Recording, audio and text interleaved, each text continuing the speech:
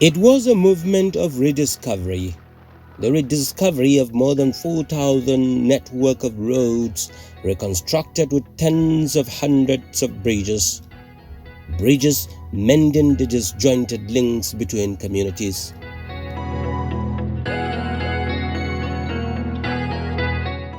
Second Niger Bridge takes the lead, and crossing the Niger becomes easier. The road is quite okay. It's nice compared to the other one. The other one, at least it is out the traffic we are facing. Yes, on the it other is side. out the traffic of the other bridge. Yes. So what do you have to say to the government that did? Yes, I will say thank you to the federal government.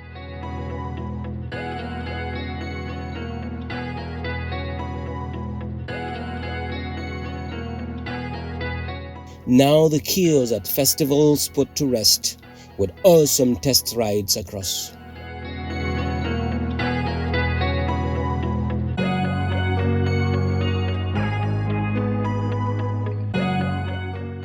Across the river Benue, another gigantic infrastructure. Over here, the east is brought nearer to the center, with more than 4 hours of the journey cut off. This bridge is actually the real test case that demonstrates the importance of the commitment of the president to infrastructure as a way of boosting our economic growth. In 2016, I remember it used to take 4.5 hours from Mabushi in Abuja to get here. The main problem was the 74-kilometer road, part of which we are standing on now. That road is essentially finished, so it took about 30 minutes to travel this road. It used to take 2 hours. This bridge is ready to be formally open to traffic. Those who speak about production, about the economy, should come here and come and learn what infrastructure does. You can't produce without infrastructure. You can't drive an economy without infrastructure.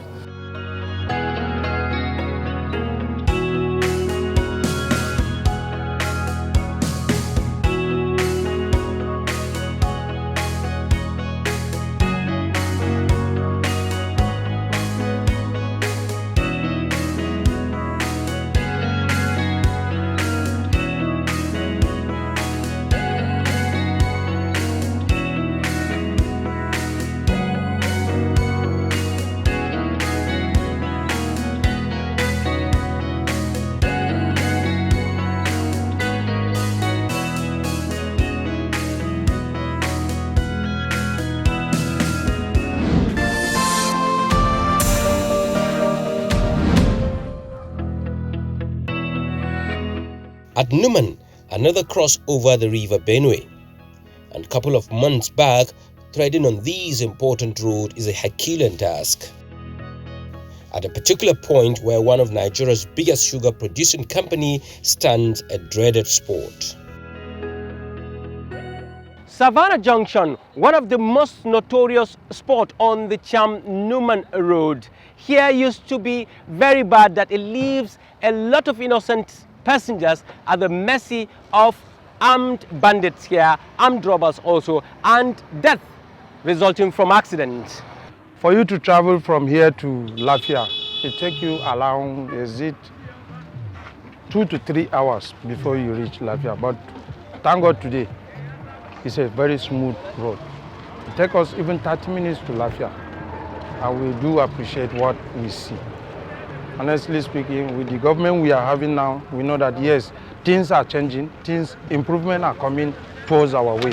We pray that let the government continue to do it the way it is.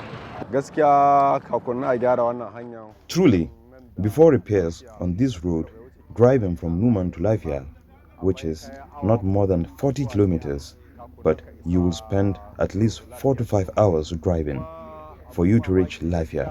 And surprisingly, we have suffered on the road because ordinarily you shouldn't exceed 30 minutes on your way to Lafia, but you end up spending 4 to 5 hours, especially when it is raining.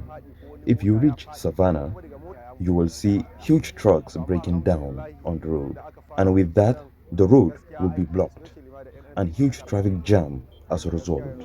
But now we are thankful to God when the rehabilitation of the road starts, especially when NNPC tax credit fund came.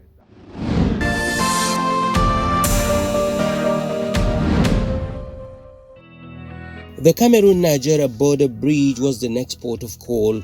This is an important road in the sense that it's going to open up trade and commerce between the two countries, Nigeria, and Cameroon on one hand, and the countries that make up ECOWAS and ECAS. ECAS is Economic Community of Central African States. All the groups, countries under ECAS and ECOWAS, have the benefit of that road, as a link, to further enhance economic growth, within those countries. It's a good initiative. Standing above a river that separates the two countries, but a homogeneous people with flawless interaction. Before, if we see pass enter the other side, the plenty breakdown, we play some kind of people, they call you, sometimes go do uniform, then go do uniform, the kind of competition they do, no day again like before. They don't do that everywhere now, don't they? Very pam, don't they go. Now, anything, you don't waste time. You want to go a cock, short and simple, not as a reach a cock. So you need to affect us. So they open the baggage, we haven't like I said.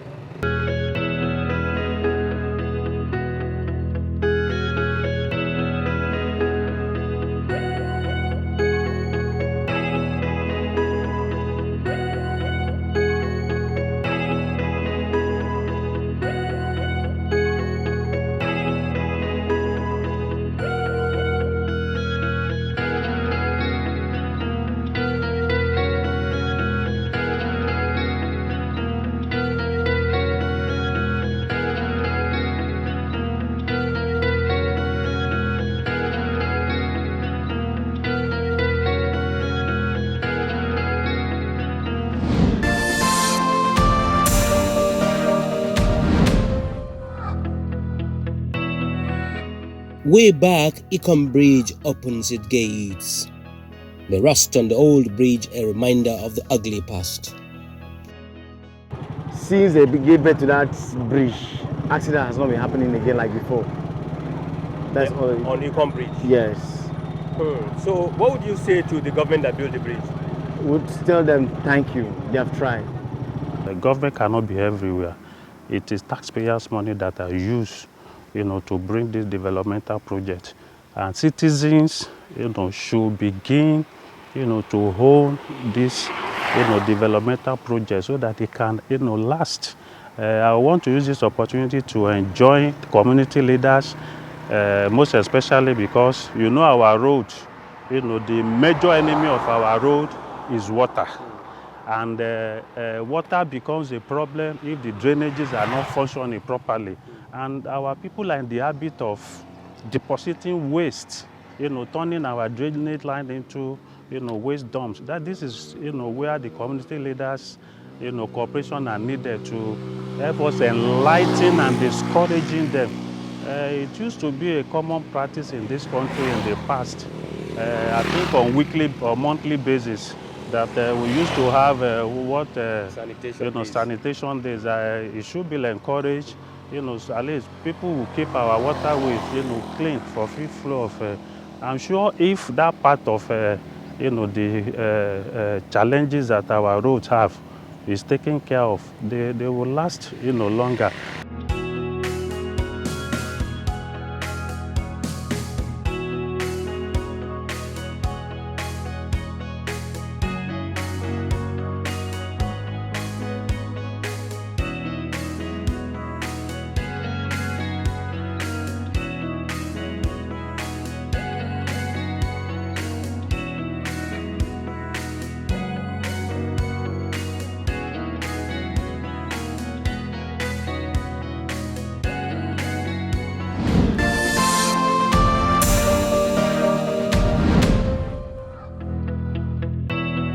Over 3 rivers in the creeks, the Bonibodo Bridge, linking the descendants of King Jaja of Opobo to the mainland. This is happening for the first time in the history of the islands. Attempts by the predecessors of the progressives To build the bridge kept them waiting for more than 30 years. Now, only finishing touches is left for them to say goodbye to the risky water travel.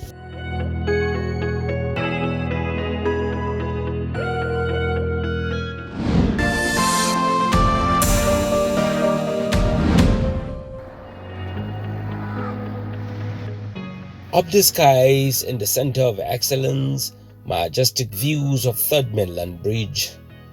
This is no doubt one of the priceless assets of the city of Lagos. And when it's begun to show some signs of stress, the progressives without hesitation gave a nod for its rehabilitation.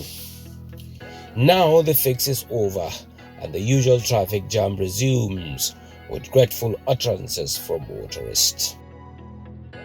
Now it's not vibrating like before again. Okay. Yes.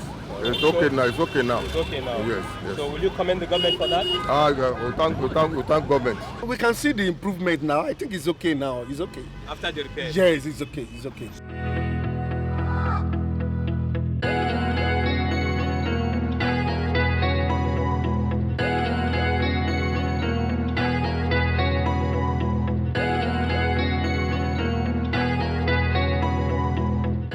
Hundreds of meters off the bridge lies the Oron-Shoki-Oshodi Apapa Highway.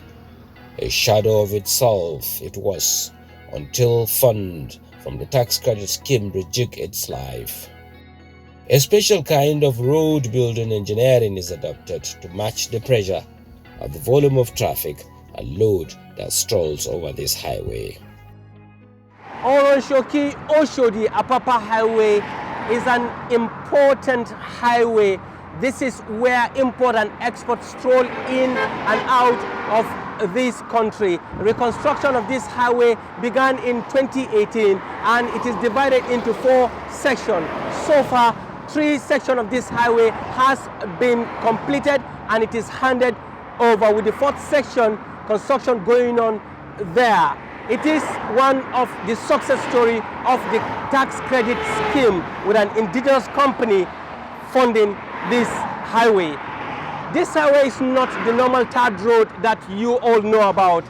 It is all made of concrete and a lifespan of about 35 years.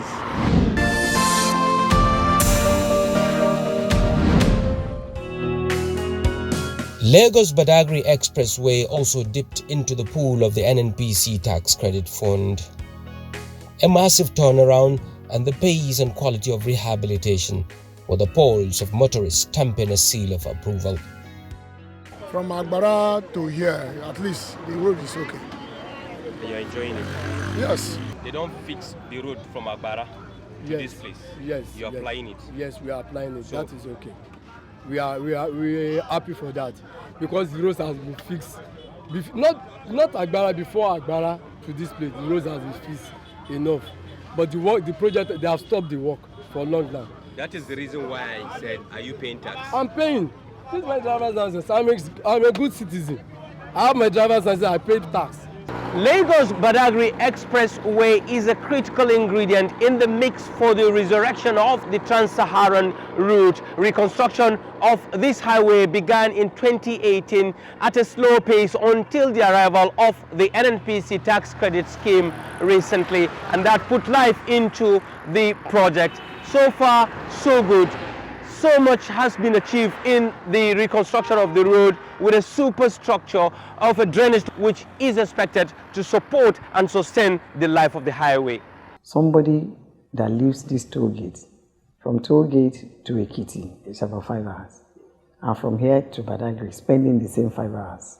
The road was in serious dilapidated condition. But with the intervention of the government, and with the seriousness attached to that route, being an international route, we've achieved a lot, as you can see for yourself on site. The money that was reserved to fund that project was not only from the budgetary provision. Because of the determination to complete it within record time, they took Sukuk loan, and even NNPC is intervening now. So NNPC has done a lot Sukuk did a lot, budgetary provision did a lot, and it has transformed that place. It has reduced the traffic time drastically. From that 5 hours to get there now, you can get to Badagry in less than 2 hours now.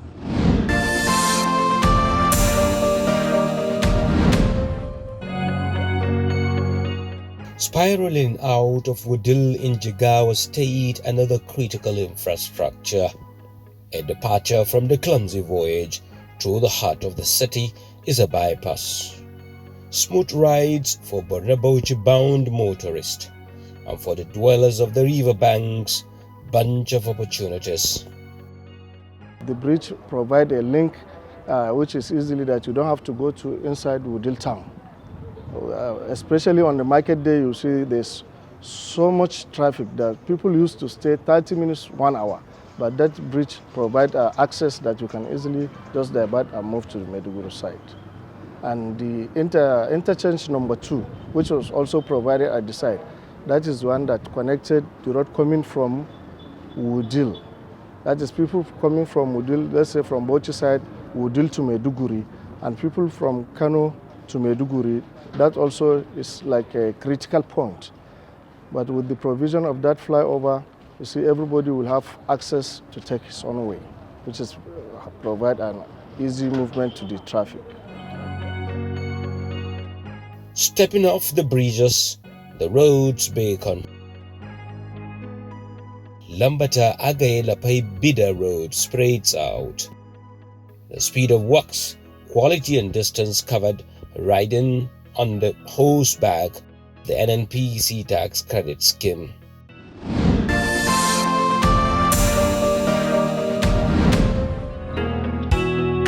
The wheels of the movement headed to Birnin Kebbi. There, the strategic town of Jega stands still for the progressives. Before it was reconstructed and rehabilitated, hardly for you to see 30, 40 motors, vehicles in a day. But now up to 200, 300 would pass in a day, or more than that of them. So from morning, 24 hours, completely. So it was economic activities also, and the revenue. So I think it's more than commendable. A key road linking it through Kontagora to the center of unity, now a smooth ride, putting behind them the tough times of travel. By now, you can easily go to Kontagora, come back on a moment. Talk lots of events that you couldn't go Kontagora, be back by 2 o'clock.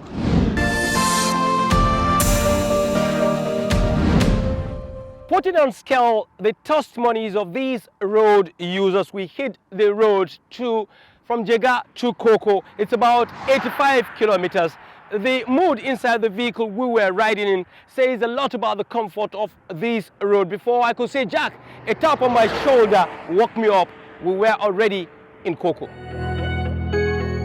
The hours that we can spend last time for 1 round, now we can use it for 2 times.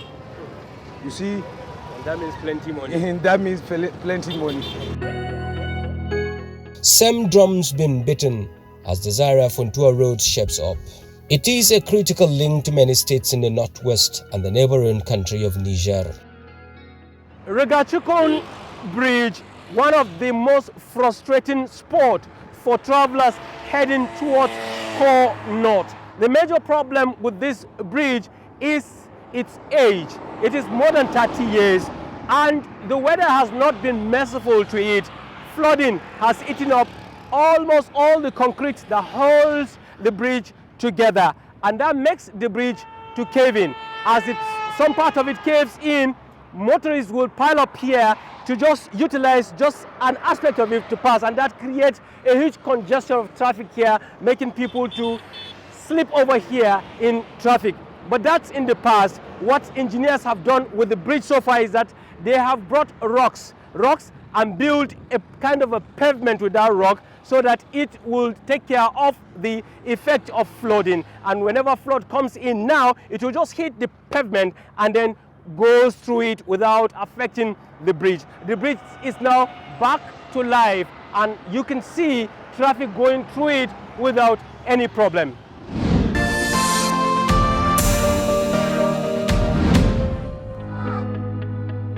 The northeast was the final lap of the movement.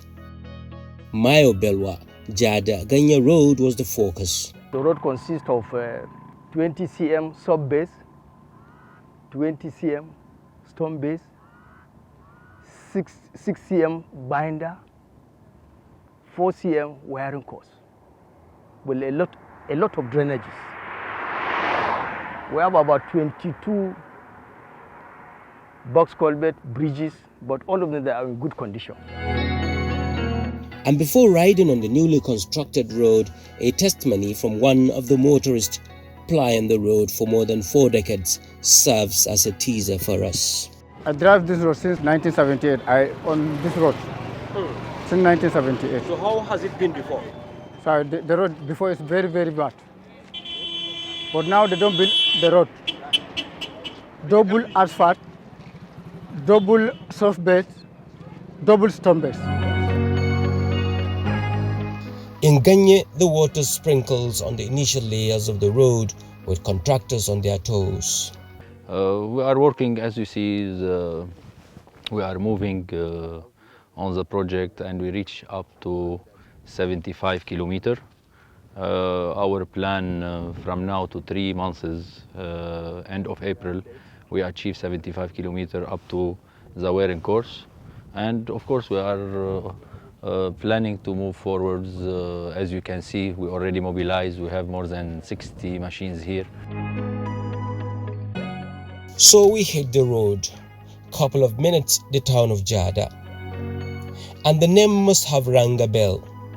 Yes, it's a place where the big names have their roots. But help didn't come to them until the progressives lend a hand. There must be a development following it, because transport is a means of conveyance. The movement arrested its case with its kitty full. A lot of stories to tell, but a tight duration.